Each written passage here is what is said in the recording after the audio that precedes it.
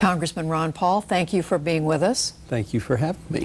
You are somewhat of a sensation among young people in this country. You've broken all records for web searches. You're on MySpace, Facebook, YouTube, I guess more than just about any other candidate.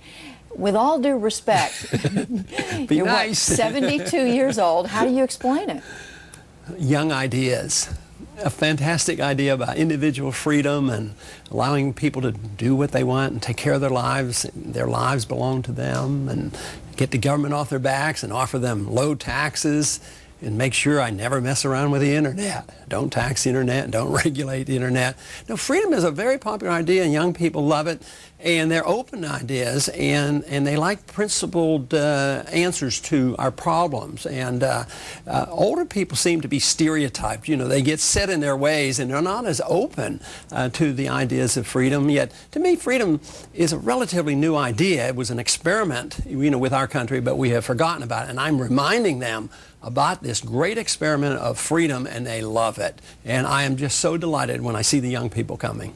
They also seem to be attracted, among other things, to your position on the war in Iraq. You want to get U.S. troops out of there, not just get them out, but get them out as soon as possible. You're the only Republican running who has that position. Do you ever think there's something strange about the fact that you're the only member of your party running for president with that position? Yeah, I wonder where they've gone, because just think how much benefit the Republicans have had on the position I hold now. Just think, I remember in the early years when I was voting, Eisenhower was popular to stop the war in Korea. Nixon was one essentially to get the Vietnam War over. Didn't do a very good job, but that was why he was elected. George Bush ran on my platform, or I'm running on his platform.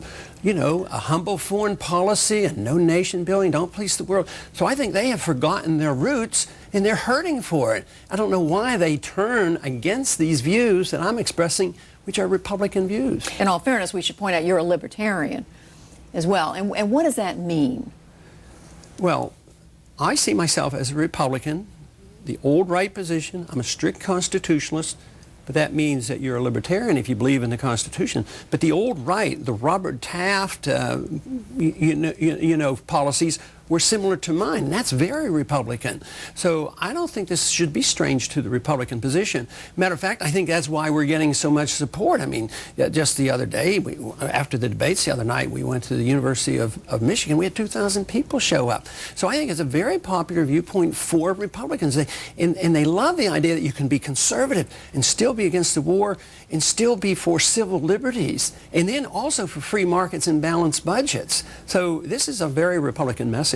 On Iraq, as you know, the president, all your fellow Republicans say the U.S. has got to stay there in one form or another to fight Islamic extremism. Why are they wrong about that? Because our presence there makes extremism worse. We're more vulnerable to terrorism because we're over there occupying their country, and they resent it. Our military's run down. We've spent $500 billion. We've lost all these men and women. We've had 40,000 serious casualties, and all we can do is dig in our heels and say, well, we can't leave because there'll be chaos. We've created chaos. The longer we stay, the more chaos and the more expenses we're going to have. Do you think that if the U.S. left Iraq, pulled out of that region altogether, that the Islamic extremists would no longer be a threat to the United States? Is that what you're saying? It wouldn't be that simple, because just moving away, you'd still have the problems and the resentments. They're not going to dissipate overnight.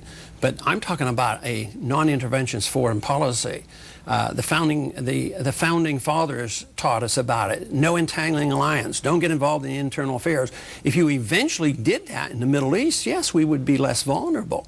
But just to back away a little bit and still have our puppet governments in Saudi Arabia support Israel against the Palestinians and be in Afghanistan, no, it's not going to change anything. As long as we have this mercantilistic idea that it's our oil, we have to be over there, we have to have cheap oil, we're going to be resented.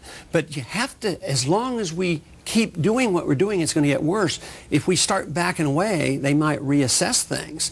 But we're doomed to failure. And the Republican Party has already suffered the consequences because they, did so badly last year. And it's going to get worse if we don't change our policies. How do you define the U.S. interests that are worth fighting for? If the U.S. shouldn't be in Iraq, shouldn't be, as you say, in these entangling alliances in Saudi Arabia and other countries, you've got U.S. troops now in South Korea, in Europe.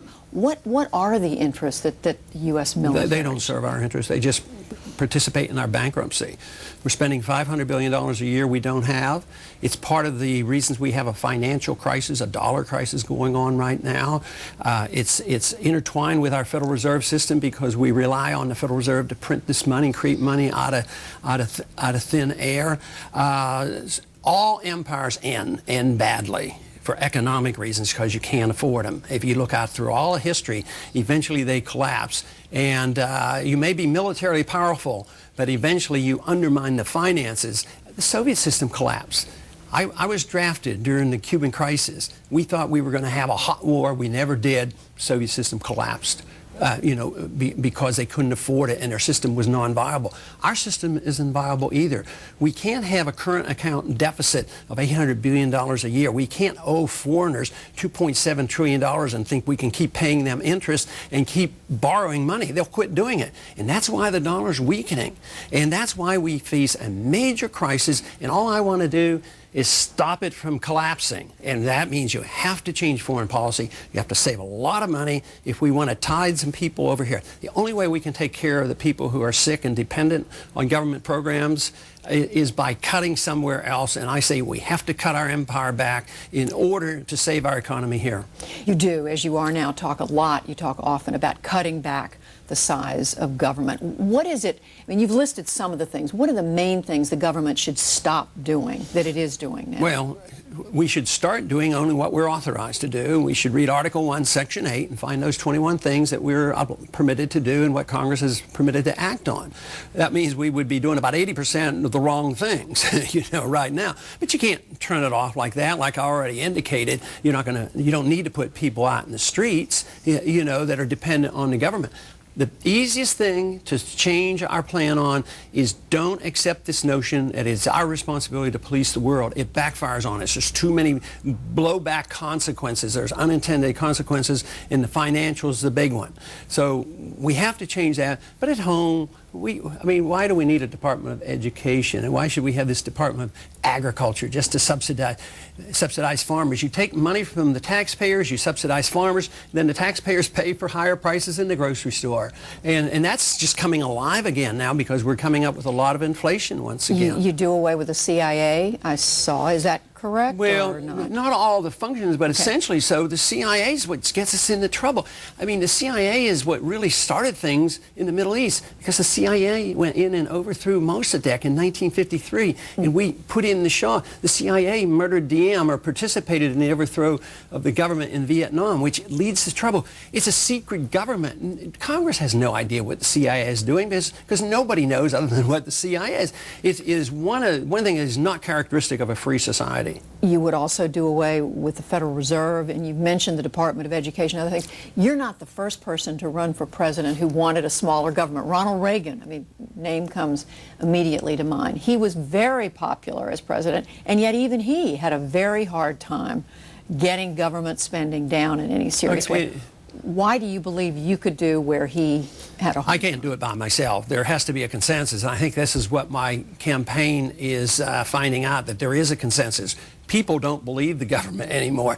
They think the government is that group of people who take money from us and pass it out in places like New Orleans and accomplish nothing. They don't see any success. They've given up. And young people especially don't expect to get any Social Security. So conditions are just ripe for this because we have an imminent bankruptcy coming on, and people are sensing this. This is why they quoted statistics the other night, like 70% of the people in this country say we're either in recession or going to be in recession.